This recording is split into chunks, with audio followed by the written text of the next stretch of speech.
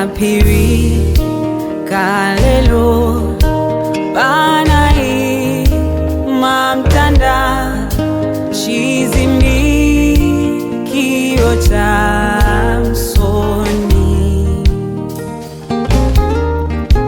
dikonda mtandao omwe okondedwa anafe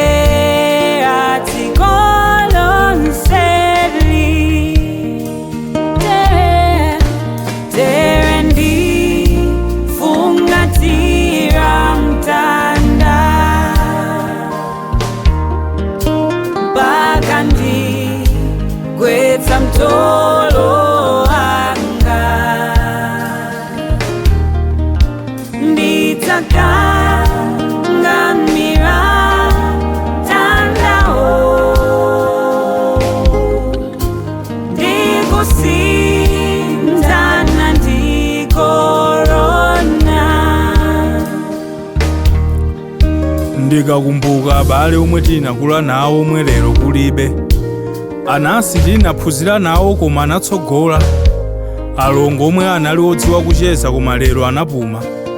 aluso omveka omwe ankatisangalatsa koma pano kwachete adanka ndidzakangamira mtandawo ndikalingalira za chuma chidakanika kuwombola achuma m'masiku awo atsoka za ophunzira amene maphunziro awo anakanika kuwanyamula mu nthawi ya nsautso za omveka amene kwawo kumveka kunakanika kuwakuta mu nthawi ya zisoni ndidzakangamira mtandawo fungatira mtanda mpaka ndigwetsa mtolo anga ndidzakangamira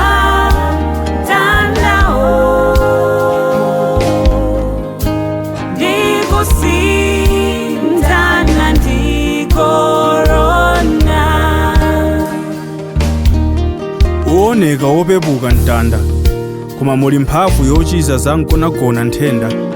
uwoneka wopusa kwa anthu amene akutayika koma muli nguvu zotsitsimutsa olema ndi othodwa uwoneka wausiwa koma mwa iwo mwadzaza chuma chobisika anu mavuto mudandaula sakusoweka thandizo lina koma mtanda omwe anasenza pakavale Yesu Khristu wamoyo ndiye monga mneneri mtsamiro mwala ndinatera opanda kanthu mdzauluka ndilembeni ntchito nyumba yanulo yokolopa ndigwira palibe cha nzeru chuma kutchuka maphunziro udindo ndidzakangamira mtandao mpaka ndigwetsa mtolo anga ndidzakangamira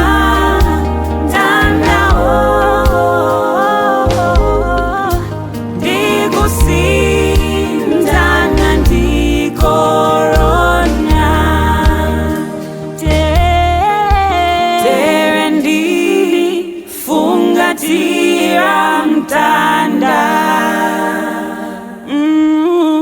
mpaka ndigwetsa mtolo anga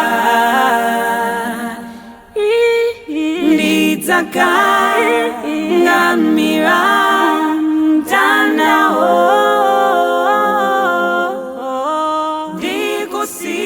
ndikusindana ndiko